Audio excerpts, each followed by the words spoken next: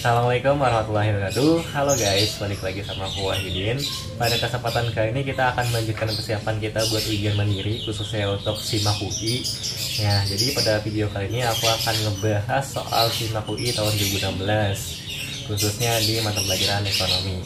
Untuk teman-teman yang belum punya soalnya, teman-teman bisa download soalnya di link di deskripsi ya, seperti kayak biasa. Jadi ada link buat download soalnya di deskripsi, tinggal cek aja ke bawah gitu. Oke, kita mulai dari nomor 1. Jika harga beras naik Rp 15.000, maksudnya Rp15.000 per kilo menjadi Rp20.000 per kilogram, yang mengakibatkan perubahan jumlah beras yang diminta dari 200 ton menjadi 150 ton. Permintaan beras bersifat, berarti ini kita ditanya tentang elastisitasnya ya. Oke, di sini kan kita harus tentuin elastisitasnya tuh termasuk yang golongan mana sih si barang ini gitu. Nah, dengan bantuan data-data. Sebenarnya di sini udah dikasih tahu kalau misalnya barangnya adalah beras gitu. Kalau misalnya secara teori beras adalah barang yang apa tuh? Barang yang kebutuhan pokok kan. Nah, kalau misalnya kebutuhan pokok kan sebenarnya masuk ke permintaan yang bersifat inelastis, cuman kita hitung aja dulu coba. Oke. Elastisitas rumusnya itu adalah persentase perubahan Q per persentase perubahan P. Karena elastisitas itu sendiri kan maknanya adalah kita pengen lihat seberapa besar pengaruh perubahan harga terhadap perubahan kuantitas barang yang diminta kan. Nah, persentase perubahan Q kita nyarinya di mana? Yaitu Q2 dikurang Q1 per Q1. Nah, persentase perubahan P itu adalah P2 dikurangi Q1 per P1. Nah, Q2 sama Q1 itu apa? P2 dan P1 itu apa? Pokoknya yang 111 ini itu yang awal. Kalau Q1 berarti adalah jumlah barang yang diminta awal. Kalau P1 itu adalah berarti harga di awal. Yang Q2-nya itu berarti jumlah barang yang diminta setelah harganya berubah. Kalau P2 berarti harga setelah perubahan. Gitu. Berarti di sini kita tahu Q2-nya adalah 150 kan, karena dari 200 menjadi 150 gitu. Dan Q1-nya adalah 200-nya. Jadi tinggal masukin aja. 200 kurang 150 per 200 per lagi harganya dari 15.000 menjadi 20.000. Berarti P2-nya 20.000. P1-nya 15.000 per 15.000.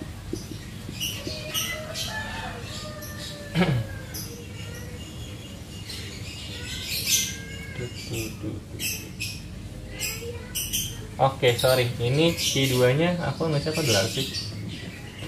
Q2-nya itu yang 150 ya. Jadi Q2 itu Q setelah harganya berubah. Ini awalnya 200.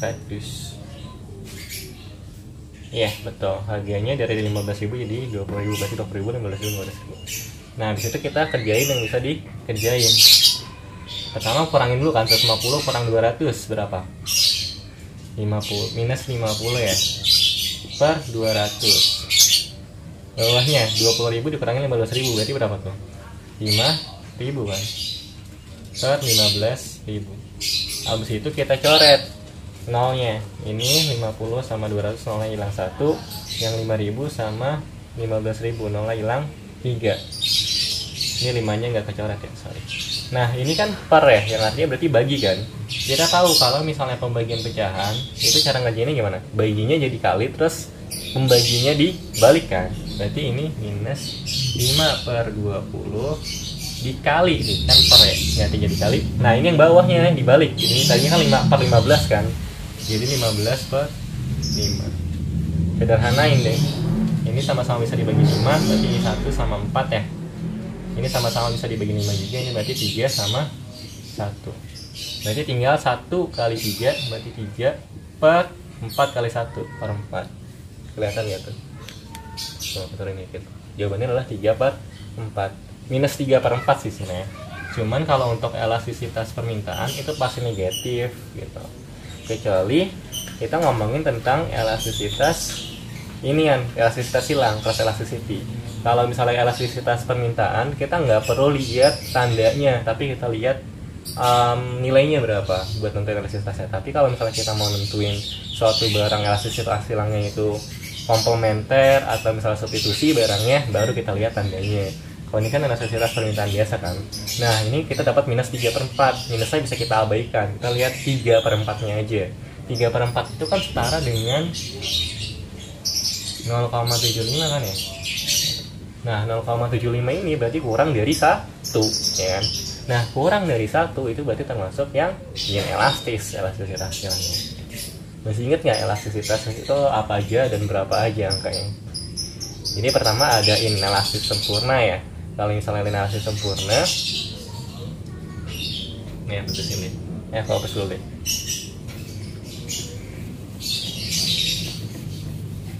Jadi ada yang inelastis sempurna.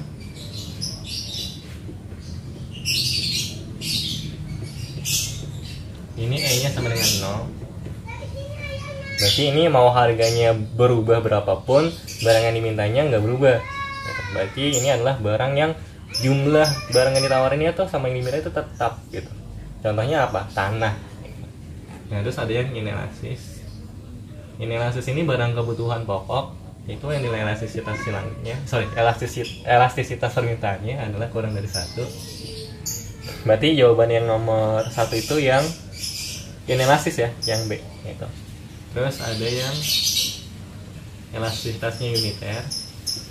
Uniter itu yang elastisitasnya nilainya sama dengan 1. Terus ada yang elastis.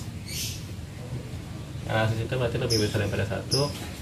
Sama yang elastis sempurna.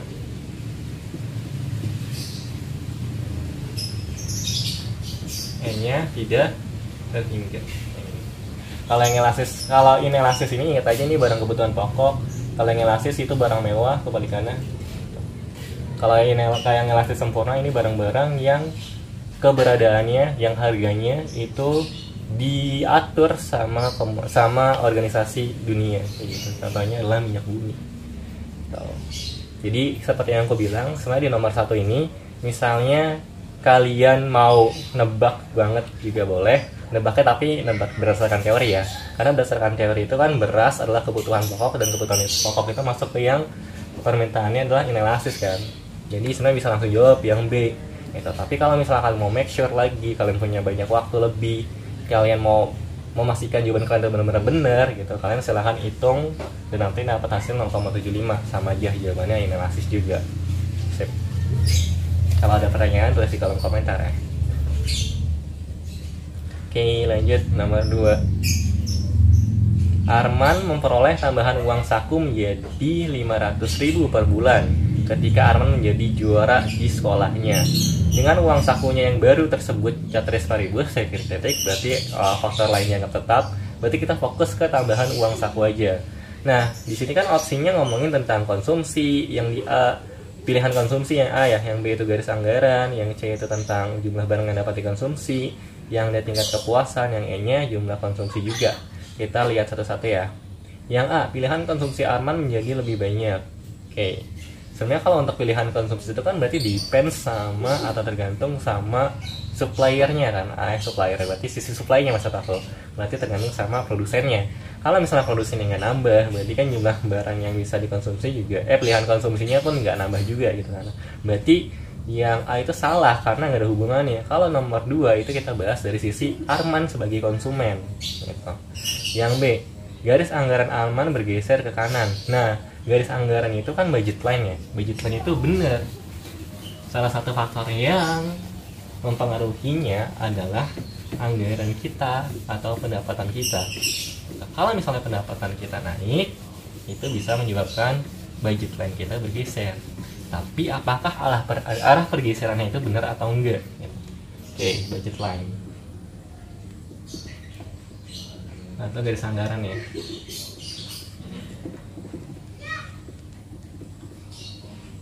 Line garis budget anggaran. Nah, budget line atau garis anggaran adalah kurva yang menunjukkan kombinasi konsumsi dua barang yang membutuhkan anggaran yang sama ya kan. Di sumbu X dan sumbu Y nya itu adalah barang 1 dan barang 2. Ini aku tulisnya X1 sama X2 nya. namanya aja budget line ya, line kan garis, berarti kayak gini ya, garis nggak ngelengkung. Ini kita tulis ya, singkatan dari budget line. Nah, budget line ini bisa geser ke kanan, bisa geser ke kiri.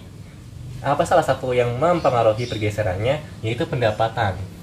Kalau pendapatan atau Y kita itu naik, maka budget line-nya bakal geser ke kanan. Misalnya BL1 nih, BL awal kita, terus pendapatan kita naik, maka BL-nya bakal geser ke kanan. Artinya apa? Artinya dengan anggaran kita yang baru yang lebih banyak, kita bisa mengonsumsi, kita bisa membeli lebih banyak barang X1 maupun X2 gitu. Kebalikannya, kalau misalnya Y kita turun atau pendapatan kita turun, maka budgetan kita bakal geser ke kiri. Karena kita lebih punya uang lebih sedikit dari awal kan. Dan juga kita bisa membeli barang lebih sedikit tentunya. Tuh. Berarti yang B, katanya garis anggaran Arman bergeser ke kiri, benar atau salah? Jelas salah kan? Orang dibilang kalau misalnya dia juara umum uang sakunya di 5.000 kan, bertambah banyak, berarti salah dong ya. Yang C, lebih banyak jumlah barang yang dapat dikonsumsi oleh Arman. Nah, tadi ini udah aku singgung. Kalau misalnya pendapatan kita naik, budget line kita bakal geser ke kanan. Yang artinya apa? Yang artinya kita bisa mengkonsumsi lebih banyak barang S1 dan X2. Oke, berarti jawabannya yang C. Terus kalau yang D, tingkat kepuasan Arman tidak berubah, jelas dong. Kalau misalnya tingkat kepuasan, kalau misalnya tingkat konsumsi kita nambah, maka kepuasan kita juga bakal bertambah. Berarti yang salah, yang E juga salah. Berarti yang C gimana? Kalau ada pertanyaan silahkan tulis di kolom komentar. Nomor 3, lanjut. Berikut ini adalah pernyataan yang benar mengenai biaya produksi, kecuali A. Biaya total akan bertambah apabila output produksi bertambah. B. Biaya marginal awalnya turun kemudian akan naik seiring peningkatan jumlah output. C. Biaya total merupakan jumlah dari biaya variabel dan biaya tetap. D. Biaya variabel merupakan biaya yang berubah saat output berubah. Yang E. Biaya tetap rata-rata akan terus bertambah seiring dengan penambahan output. Oke, berarti di nomor 3 ini atau kita ngebahas tentang teori produksi ya, dan lebih spesifiknya tentang biaya produksinya. Di biaya produksi paling tidak kalian harus tahu 3 hal ya. Pertama, ada yang namanya marginal cost, ada yang namanya fixed cost, ada yang namanya variable cost, sama ada yang namanya total cost. Itu yang basicnya dulu, yang di kehidupan sehari-hari. Habis itu nanti ada turunannya lagi. Pertama tadi aku bilang apa? Ada yang namanya fixed cost ya.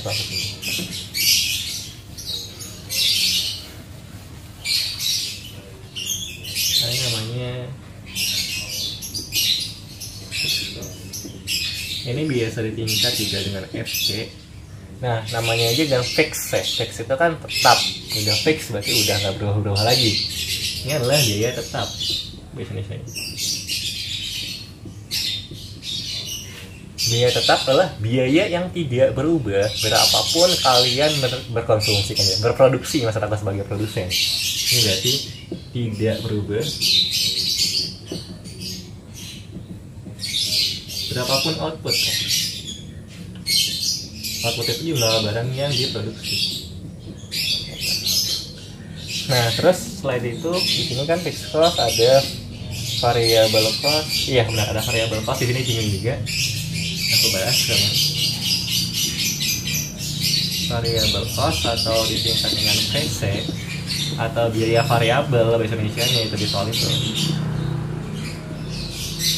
Ini adalah biaya untuk memproduksi, atau kita bisa bilang inilah biaya bahan bakunya gitu.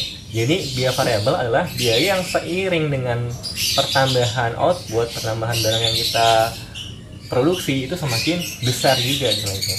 Kalau misalnya kalian bikin donat, misalnya untuk bikin satu donat kalian butuh biaya 2.000 gitu. Nah, berarti ketika kalian bikin 2 donat, kalian butuh bahan baku sebesar 2.000, 2 kali lipatnya kayak gitu, tepung dan segala macam-macamnya itulah gitu. Nah, itu biaya variabel namanya.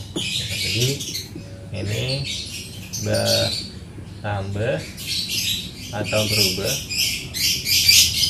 sesuai dengan output ya. Nah, habis itu ada yang namanya total cost. Namanya aja total kan. Total cost adalah biaya total, yaitu pertambahan dari ini biaya total. Ini TC disingkatnya. Itu adalah Tambahan dari fixed cost ditambahin variable cost. Oh iya, fixed cost ini adalah biaya yang tidak berubah berapapun outputnya. Contohnya adalah kayak misalnya biaya buat beli mesin, biaya buat beli gedung, buat sewa gedung kayak gitu. Itu kan kalian mau gunain mesin itu buat memproduksi sebanyak-banyaknya output, atau kalian mau anggurin aja juga udah kalian beli kan, udah kalian keluarin uang buat membeli mesin itu. Atau misalnya kalian punya gedung atau kalian menyewa gedung, mau gedung itu kalian buka usaha di situ 10 outlet misalnya kalian bikin gitu kan, atau misalnya memproduksi massive banget gitu kan, getol banget, ataupun kalian gedungnya itu mau kalian anggurin aja gitu, itu juga kalian udah tetap ngeluarin kan biayanya berapa kayak gitu. Nah kalau total cost itu tambahan dari fixed cost sama variable cost. Terus ada istilah yang namanya marginal cost. Masih kelihatan ya? Takutnya kepotong tadi marginal cost. Nah, kayak di video aku sebelumnya aku udah bilang kalau misalnya di ekonomi, kalau misalnya ada kata marginalan, itu berarti adalah artinya tambahan. Tinggal lihat belakangnya apa. Di sini kan cost itu berarti biaya kan. Inilah biaya tambahan. Maksudnya apa tuh biaya tambahan? Marginal cost adalah biaya tambahan setiap kita menambah suatu output yang diproduksi gitu. Jadi misal contoh, aku udah memproduksi donat 10 atau 10 lusin lah, dikit banget ya, 10 lusin karena butuh uang 1 juta. Terus aku pengen nambah 1 lusin lagi, jadi 11 lusin gitu kan. Nah, pas aku memproduksi 11 lusin, total anggaran aku atau total biaya aku menjadi 1.050.000. Nah, awal kan itu ada 10 lusin, itu 1 juta, terus pas 11 lusin jadi 1.050.000. Nah, nambah 50.000 kan. Nah, 50.000-nya itu disebut dengan marginal cost gitu. Itu adalah tambahan biaya aku untuk menambah 1 lusin lagi gitu. Tapi sebenarnya marginal cost ini lebih spesifik lagi. Seberapa sih tambahan biaya yang kita butuhkan untuk menambah 1 output tambahan kayak gitu. Terus ada satu lagi namanya biaya. Waalaikumsalam. Bentar ya.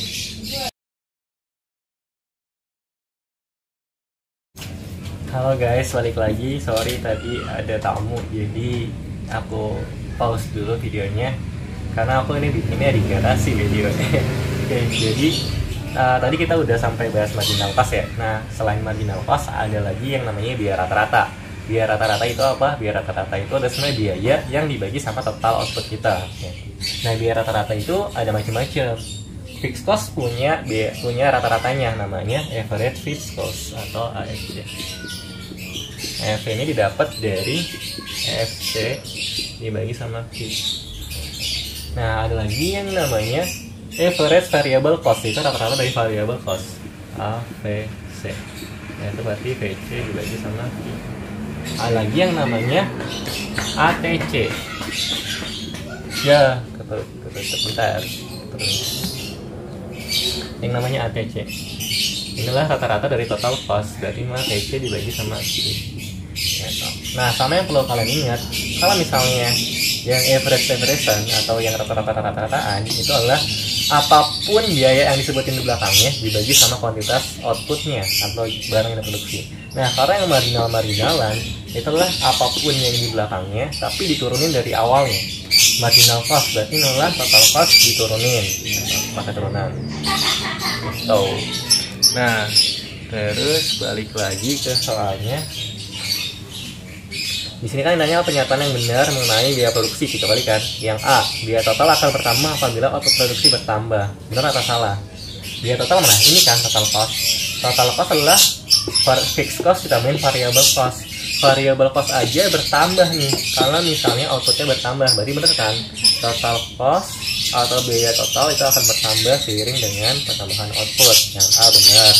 Yang B, biaya marginal awalnya turun kemudian akan naik seiring meningkatkan jumlah output. Nah, biaya marginal atau marginal cost itu kurvanya dikit. Itu kayak gini. Kurvanya kayak gini. Jadi marginal cost ini quantity, ini costnya. Itu kurvanya kayak huruf U. Jadi dia turun dulu dan nanti naik lagi. Jadi di yang B, biaya marginal awalnya turun kemudian akan naik seiring peningkatan jumlah output, itu benar ya. Jadi outputnya nambah, awalnya turun dulu costnya, habis itu naik lagi nih. Jadi yang B itu benar. Yang C, biaya total merupakan jumlah dari biaya variabel dan biaya tetap. Benar ya? Total cost adalah penjumlahan dari biaya variabel ditambah biaya tetap. Terus yang D, biaya variabel merupakan biaya yang berubah saat output berubah. Itu definisi yang variable cost, benar lagi. Yang E, biaya tetap rata-rata akan terus bertambah seiring dengan pertambahan output. Salah. Kalau misalnya yang namanya rata-rata nih, semua ini bisa dipastikan akan cenderung menurun ketika output yang kita produksi itu semakin banyak. Contoh ya, misal kalian beli mesin nih, harganya 1 juta, terus kalian dari mesin itu kalian bisa memproduksi 100 buah barang gitu kan. Jadi 1 juta dibagi 100, 10.000 kan berarti biayanya, fixed cost rata-ratanya atau biaya rata-ratanya rata-rata biaya tetapnya maksud aku. Nah, kalau misalnya kalian sekarang produksinya 200, berarti 1 juta itu dibagi 200, berarti berapa? Cuman 500 kan rata-ratanya kayak gitu. Jadi dari 100 ke 200 kan nambah. Semakin bertambah outputnya, semakin kecil biaya rata-ratanya kayak gitu. Jadi ini yang yang salah. Sip. Kalau ada pertanyaan boleh di kolom komentar. Guys, yang nomor 4. Wow, nomor 4 ini grafik ya. Ada 1, 2, 3, 4, 5 grafik A, B, C, D, E. Manakah di antara grafik di atas yang menunjukkan upaya perusahaan dalam pasar persaingan monopolistik dalam memaksimalkan keuntungan? Oke, gini. Di ekonomi, kalau misalnya memaksimalkan keuntungan, kalian perlu catat. Itu adalah kondisi di mana MR sama dengan MC. MR adalah marginal revenue atau tambahan pendapatan kalian. MC adalah marginal cost. Ini aku tulisin deh. Jadi maksimal keuntungan nih, maksimal profit atau misalnya itu ketika MR sama dengan MC. Itu tadi kita udah bahas marginal cost, MR nya adalah marginal revenue gitu. Nah, ini udah cukup buat ngejawab soal nomor 4.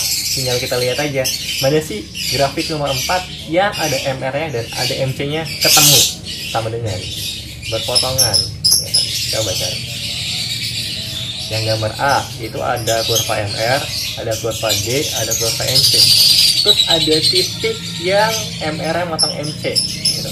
Ya itu udah MR sama dengan MC gitu kan, udah jelas banget. Jadi jawabannya nomor 4 itu yang A, sesimpel itu. Udah kalau misalnya yang B itu kan MC sama dengan D, kalau yang C nya itu ATC sama dengan D, terus yang D nya itu MC sama D itu maksudnya demand permintaan. Terus kalau yang E itu MC sama dengan ATC. Udah jelas jawabannya yang A ya. Gampang kan? Gampang kalau tahu. Kalau enggak mah udah bingung duluan. Ini soal kurva juga cara jawabnya gitu kan. Nomor 5, faktor yang mempengaruhi tingkat konsumsi masyarakat adalah sebagai berikut, kecuali kita lihat opsinya A, pendapatan rumah tangga. Tadi kita udah ngebahas tentang pendapatan di budget line. Kalau misalnya pendapatan kita naik, maka konsumsi kita bisa lebih tinggi karena kita bisa memproduksikan. Kita bisa membeli lebih banyak barang logikanya gitu kan. Banyak barang yang kita beli bisa makin banyak, yang dikonsumsi bisa makin banyak. Tinggal dikonsep aja atau konsumsi masyarakat. Kalau misalnya pendapatan masyarakat atau rumah tangga itu naik, berarti konsumsi masyarakatnya juga bakal naik juga karena masyarakat bisa membeli lebih banyak barang kayak gitu. Yang B, tingkat bunga. Nah, sebenarnya kalau tingkat bunga ini menurut aku bisa dilihat dari dua sisi ya, dari tingkat bunga tabungan sama tingkat bunga pinjaman gitu.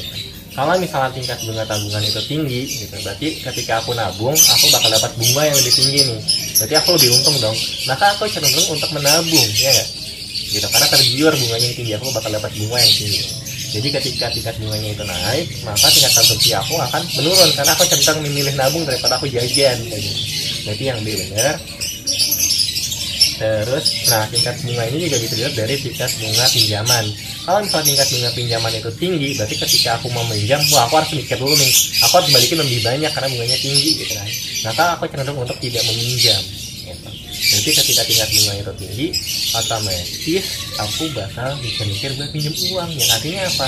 Tingkat konsumsi aku sebagai salah satu dari masyarakat, maka kumulatif di masyarakat juga akan mempengaruhi bahwa pinjamannya itu aku mikir-mikir, pinjaman semakin dikit, aku berarti pinjamannya sedikit, ya, atau uangnya aku nggak jadi pinjam uang, maka tingkat konsumsi aku akan rendah kayak gitu. Jadi sama ya pengaruhnya, mau dilihat dari sisi suku bunga tabungan maupun suku bunga pinjaman. Ketika suku bunga naik, maka konsumsi kita bakal turun. Gitu. Terus yang C, ekspektasi masa depan. Ekspektasi masa depan itu baru kita ngelihat tentang harga di masa depan, ekspektasinya kayak gimana gitu. Contoh, kalau misalnya kalian dikasih tahu nih, kalau misalnya harga boba bulan depan bakal naik gitu.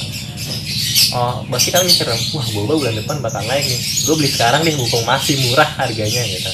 Misalnya harga bensin bulan depan naik, wah gue isi motor gue full tank deh gitu, gue isi bensinnya fullin supaya supaya lebih murah ya, cenderung lebih murah karena bulan depan bakal naik gitu. Jadi beli mumpung lagi murah, kayak gitu sih kurang lebih kalau ekspektasi masa depan. Terus kalau yang D, tersedia program dana pensiun. Nah, sedia program dana pensiun ini juga mempengaruhi ke pendapatan sih sebenarnya. Ketika tersedia program dana pensiun berarti kan kita bakal dapat jaminan ketika kita udah pensiun kelak kan gitu. Jadi ketika ada jaminan itu berarti kita tetap bisa konsumsi ketika di masa pensiun kita gitu. Jadi mempengaruhi tingkat konsumsi masyarakat dong gitu. Kalau misalnya nggak ada jaminan dana pensiun kan konsumsinya cenderung bakal turun banget. Yang serta pasar itu nggak ada hubungannya sama tingkat konsumsi masyarakat. Oke. Berarti jawabannya yang kecuali struktur pasar. 6. Kebijakan fiskal kontraktif yang diimplementasikan oleh pemerintah akan menyebabkan perubahan pada keseimbangan perekonomian menunjukkan oleh perubahan apa? Oke. Pertama kita harus tahu dulu yang dimaksud soal itu apa. Di sini soal bilang kebijakan fiskal kontraktif yang diimplementasikan oleh pemerintah. Kebijakan fiskal adalah kebijakan yang dilakukan oleh pemerintah. Ini udah dijelasin di soalnya. Tapi kontraktif itu kebijakan apa sih? Kontraktif adalah kebijakan untuk mengurangi jumlah uang yang beredar di masyarakat.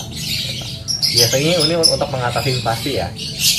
Jadi ada dua kebijakan, ada kontraktif dan ekspansif. Nah, terus kalau misalnya pemerintah nih bikin jumlah uang yang beredar di masyarakat itu semakin sedikit, maka masyarakat sekarang megang uang itu sedikit juga kan. Masyarakat megang uang sedikit, otomatis permintaan agregatnya bakal menurun. Ya, berarti yang mana? Yang A. Karena kita ngomongin masyarakat, maka permintaan agregat yang kita ngomongin. Oh ya, kebijakan fiskal kontraktif itu bisa dilakukan dengan berbagai cara. Salah satunya dengan pengaturan jumlah pajak. Gitu. Kalau misalnya kontraktif berarti pajaknya dinaikin. Karena pemerintah pengen jumlah uangnya dari masyarakat itu semakin sedikit, maka pemerintah naikin pajak supaya uang yang dari masyarakat ke pemerintah itu makin banyak. Gitu. Terus bisa juga dengan pengurangan subsidi. Gitu. Bisa juga dengan pengaturan anggaran pemerintah. Kalau misalnya pemerintah pengen melakukan kebijakan kontraktif, mengurangi jumlah uang yang beredar di masyarakat, pemerintah melakukan penurunan jumlah anggaran pengeluaran mereka. Jadi government expenditure-nya, pengeluaran pemerintah itu dikurangi. Kalau kebijakan fiskal tinggal kebalikannya aja. Kebijakan ekspansif maksud aku. Ekspansif itu tujuannya untuk menambah jumlah uang yang beredar, itu tinggal kebalikannya aja. Oke, jadi jawabannya yang A ya. Oke. Kalau misalnya ada pertanyaan silahkan di kolom komentar. Kalau lanjut nomor 7, kemakmuran masyarakat suatu negara dapat dilihat berdasarkan kemakmuran masyarakat suatu negara dapat dilihat berdasarkan besarnya titik-titik. Nah, ini gampang banget. Kalau misalnya ditanya kemakmuran masyarakat suatu negara, itu kalian tinggal lihat aja opsi yang indikatornya itu mengarah ke masing-masing masyarakat. Berarti kan pendapatan per kapita kan di opsi. Ya udah, berarti jawabannya A.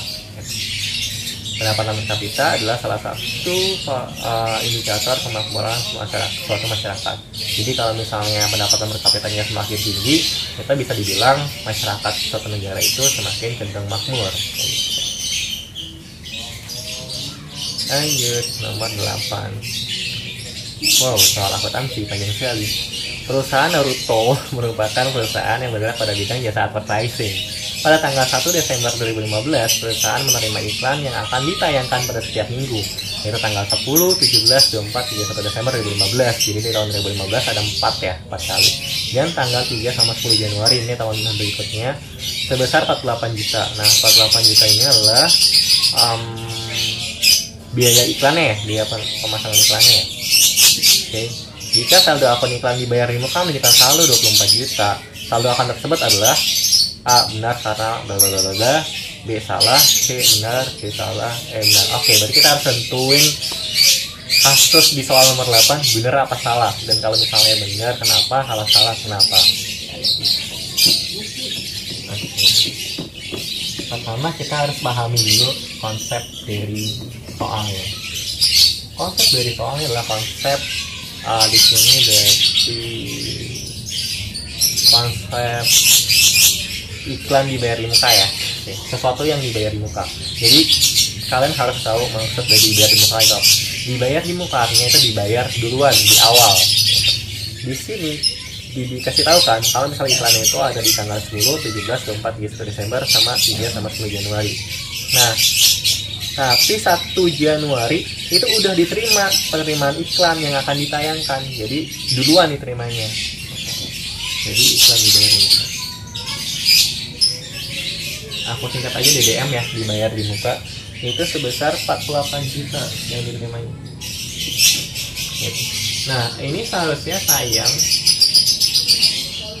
di 2 bulan kan. Desember itu tanggal 10, 17, 24, 30, sama Januari itu tanggal 3 sama 10. Sekarang kasusnya, jika saldo akun iklan dibayar di muka menunjukkan saldo 24 juta, saldo tersebut adalah benar apa salah? Oke, sekarang saldonya 24 juta. Ini benar apa salah? Benar apa salah? Nah, di sini kan maksudnya saldo akun iklan dibayar di muka itu berarti tertanggal 31 Desember ya. Sorry, ini bukan 30, 31 ya. Tertanggal 31 Desember. Nah, pada saat tanggal 31 Desember, kita lihat iklannya itu udah terjadi berapa kali? 1, 2, 3, 4 dong berarti kan. Tanggal 10, 17, 24, sama 31. Nah, totalnya itu seharusnya tayang berapa kali? 4 ditambahin Januari 2 kali kan? 6 kan? Nah, berarti seharusnya yang kita akui adalah 4/6 dikali totalnya 48 juta. 4/6 ini kita bisa bagi 2 ya, jadi 2/3. Ini coret 48 sama 3 itu 16 kali 2 32 juta. Seharusnya 32 juta. 32 juta ini kan lebih tinggi kan. Berarti di sini jawabannya adalah yang benar, nggak mungkin. B salah karena pendapat iklan tanggal 31 Desember sudah harus diakui seharusnya. Berarti yang B. Karena ini 24 juta itu cuma ngitung separuhnya kan, 48 bagi 2 berarti baru diakuin 3 katanya, tanggal 31 nya yang dimasukkan. Ini salah, harusnya yang B. Udah, gitu kan. Kalau misalnya ada pertanyaan boleh di kolom komentar. Nomor 9, perusahaan dagang pelangi akan menyusun laporan keuangan sehingga membutuhkan informasi mengenai saldo persediaan.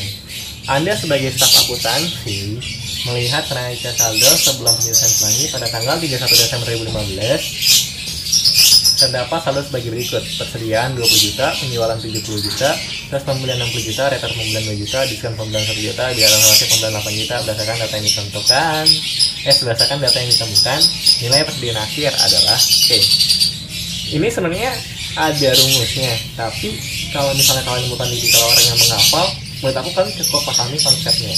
Persediaan akhir adalah jumlah barang yang ada di gudang, katakanlah dari suatu perusahaan di akhir periode, di 1 Desember.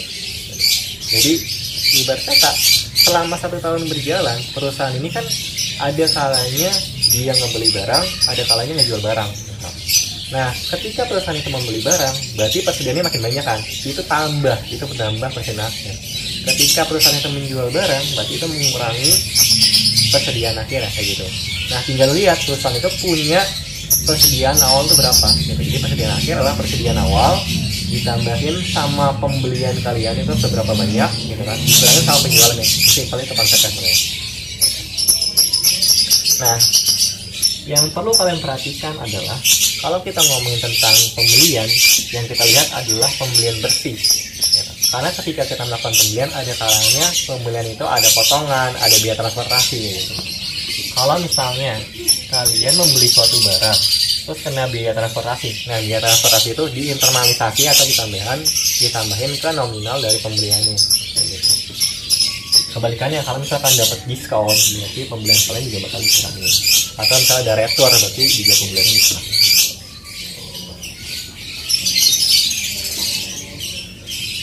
Jadi sebenarnya kalau untuk persediaan akhir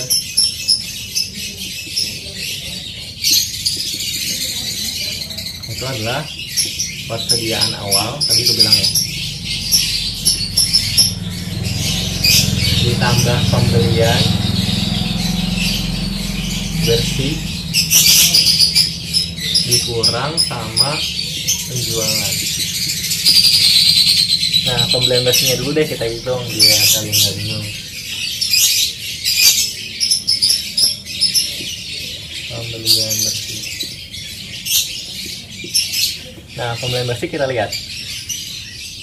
Di sini kan ada pembelian 60 juta ya. 60 juta tulis. Pembelian kalian 60 juta nih. Nah, tapi ada retur. Nggak ada. Itu retur. Oh, ada retur. Ada retur pembelian. Jadi kalian udah beli 60 juta. Terus kalian ngecek barangnya. Wah, ini ada yang rusak nih, atau ada yang kenapa nggak cocok sama pesanan dan segala macam. 2 jutanya itu kalian balikin. Nggak jadi kalian beli. Kalian balikin lagi ke yang jual. Berarti dikurangin 2 juta. Karena nggak jadi kan. Jadi pembelian kalian dikurangin dong, 1 jutanya dapat ya. Terus ada diskon pembelian 1 juta. Berarti dari 60 juta ini kalian dapat diskon 1 juta. Berarti kan kalian berkurang dong yang harus dibayar, dikurangin makanya. Terus ada biaya transaksi pembelian 8 juta. Nah, biaya transaksi berarti ditambahin karena kalian ada biaya tambahan ketika kalian membeli suatu barang. 60 dikurangin 2, 58. 58 dikurangin 1, 57 tambah 8. Berarti 65 ya. 65 juta. Ya udah, terus tinggal masukin ke rumus persediaan akhir. Ini aku singkat aja ya. Komponennya kecil persediaan akhir. Nah, itulah persediaan awal. Nah, di sini kan kita nggak dikasih tahu data persediaan akhir secara eksplisit ya. Tapi sebenarnya kita dikasih tahu. Tahunya dari mana? Lihat. Anda sebagai staf akuntansi, kalimat kedua, melihat neraca saldo sebelum penyelesaian pelangi pada 31 Desember. Sebelumnya. Jadi data yang dikasih tahu di soal ini itu bukan data saldo dari akhir, bukan saldo setelah disesuaikan gitu. Berarti artinya kalian melihat sebelum tanggal 31, karena setelah penyelesaian itu kan tanggal 31 kan biasanya. Nah, ini sebelum tanggal 31 kalian lihatnya. Itu ada persediaan sebesar 20 juta. Nah, 20 juta ini adalah persediaan awal kalian. Jadi di sini persediaan awalnya 20 juta. Nah, ditambahin pembelian bersih kan. Pembelian bersihnya adalah 65 juta. Dikurangin sama penjualannya. Sekarang kita lihat penjualannya berapa. Penjualannya 70 juta kan. Setelah persediaan sebesar 20 juta ada kata penjualan 70 juta. Tapi jangan langsung tulis 70 juta di sini. Kalian lihat dulu, ada retur penjualan atau enggak? Retur pembelian, diskon pembelian, biar mengulasnya. Enggak ada kan? Nah, kalau enggak ada aman, kalian langsung tulis aja penjualannya 70 juta. Tapi kalau ada retur penjualannya, 70 juta ini dikurang dulu sama retur penjualannya ya. Sekarang tinggal dihitung aja. 20 tambah 65 berapa? 85 dikurangin 70, 15 juta. Iya, di opsi ada nggak 15 juta? Ada yang B. Jadi nomor 9 juga nih yang B. Tuh. Oke, lanjut. Nomor 10. Ini aku hapus atau biar dulu ya. Ini kalau kalian mau nyatet itu sistemnya di pause saja ya. Pause terus kalian catat, misalnya sambil jalan videonya kalian sambil catat.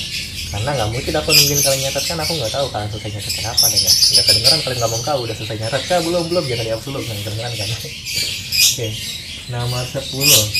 Kenaikan pendapatan konsumen akan menggeser kurva permintaan suatu barang ke kanan. Kita berarti ngomongin tentang kurva permintaan dan faktor apa saja yang mengenai kurva permintaan ya kan. Nah, yang perlu kalian tahu, kurva permintaan itu bisa bergeser, bisa bergerak. Kurva penawaran juga bisa bergerak gitu. Yang mau aku sampaikan adalah kalian harus tahu bedanya bergeser sama bergerak.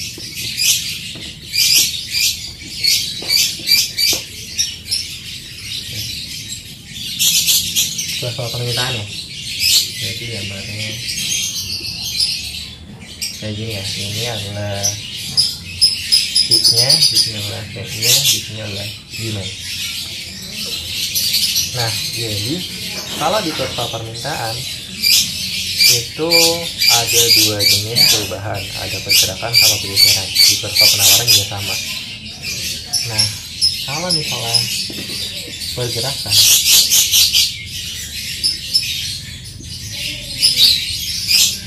atau movement,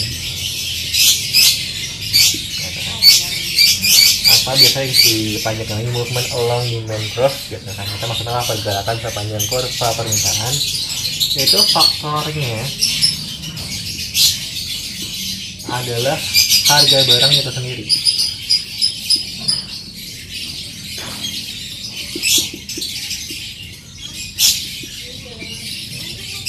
Nah, contoh misalnya di titik A. Di titik A itu kita punya tingkat harga sebesar misalkan katakan 5, terus jumlah barang yang diminta itu di 6.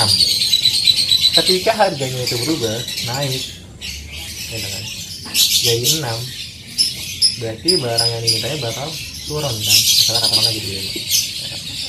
Nah, dari titik A ke titik B ini yang disebut dengan pergerakan. Jadi pergerakan bisa kita bilang itu adalah titik indah di kurva yang sama. Ya, masih kurva ini kan, nggak berubah kan, titiknya doang yang pindah. Nah, satu lagi ada yang namanya pergeseran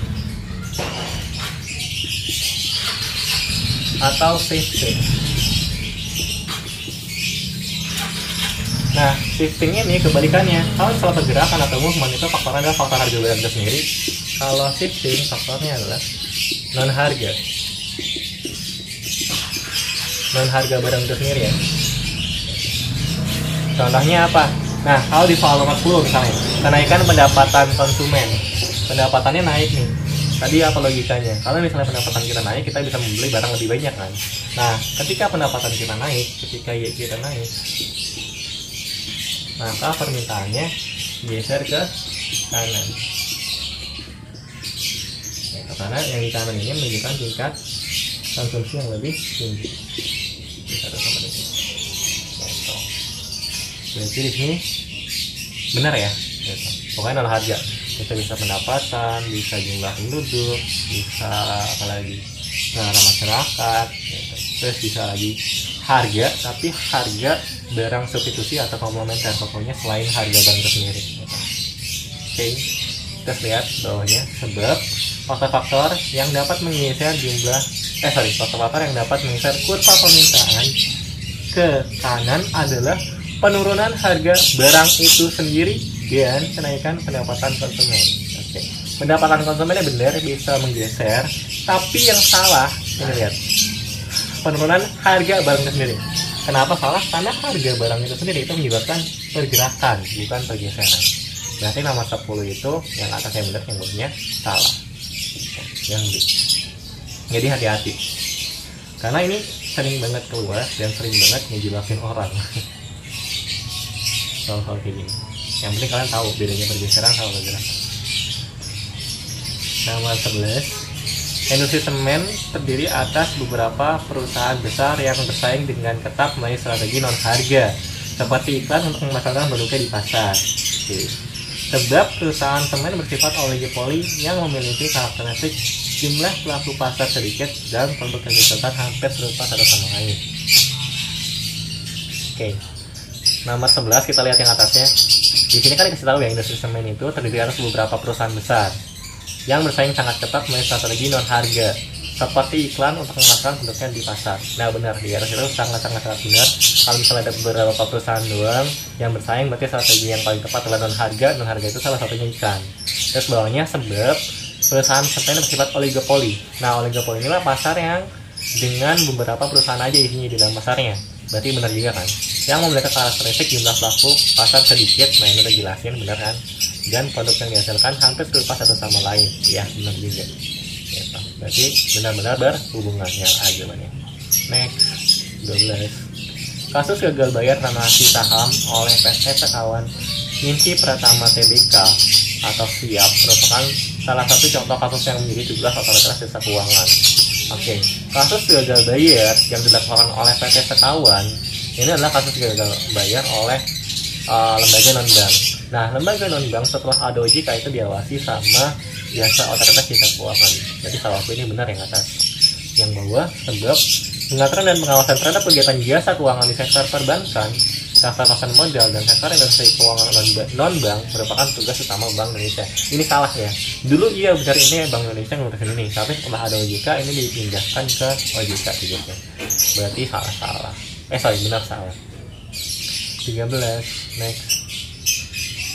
Produsen akan memilih untuk memasukkan output pada kondisi A. Anggaran produksi lebih besar dibandingkan hasil total dari kedua dibandingkan harga total dari kedua produksi yang digunakan. 2. Kos isokos bersinggungan dengan murah isokuan. 3. Harga kedua kota produksi pada kondisi paling murah. 4. Perbandingan harga kedua kota produksi sama dengan perbandingan kota minimal. Oke, nomor 13 simpelnya aku kasih tahu pertama. Ketika kita ngomongin tentang produsen, tentang teori produsen, itu ada yang namanya keseimbangan produsen. Keseimbangan produsen itu terjadi ketika isokuan bersinggungan dengan isokos, which is di sini berarti yang dua benar. Oke. Nah, aku gambarin deh. Sebenarnya kalau teori konsumsi sama teori produksi itu apa ya? Aku bilang tinggal ngubah sudut pandang doang sih. Nanti kapan-kapan insya Allah aku bahas di video tersendiri. Ini aku bahas singkat aja.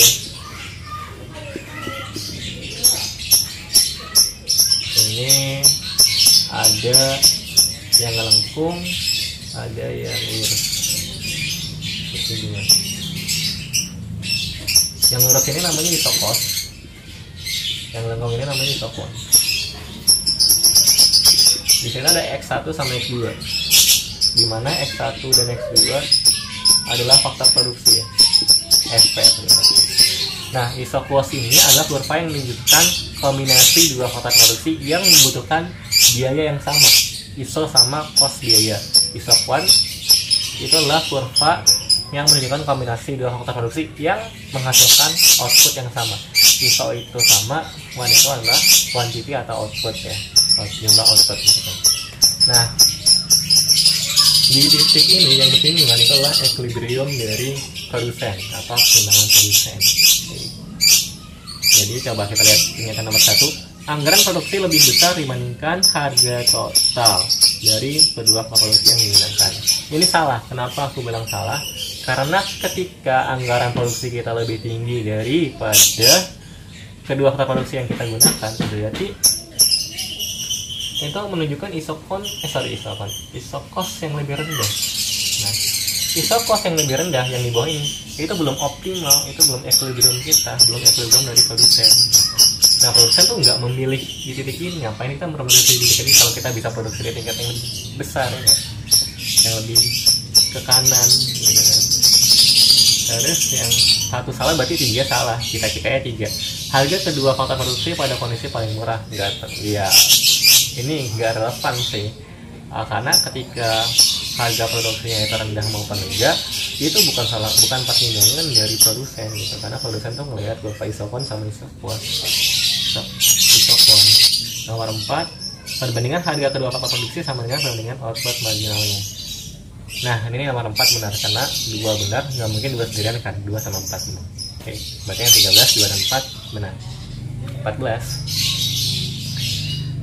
Keseimbangan jangka panjang pasar persaingan sempurna terjadi pada saat pasar persaingan sempurna, masih ingat kan? Pasar persaingan sempurna adalah pasar yang dimana penjualnya banyak, pembelinya banyak, barang yang dipasarkan atau yang dijual itu sama semua homogen. 1. Keuntungan diperoleh perusahaan mencapai nilai maksimalnya. Ya, benar. Keseimbangan jangka panjang. 2. Perusahaan sudah tercapai kapasitas produksinya. Ya, benar. Karena dalam jangka panjang tuh produsen di pasar persaingan sempurna tuh pengen memaksimalkan produksi mereka, pengen memaksimalkan pendapatan mereka.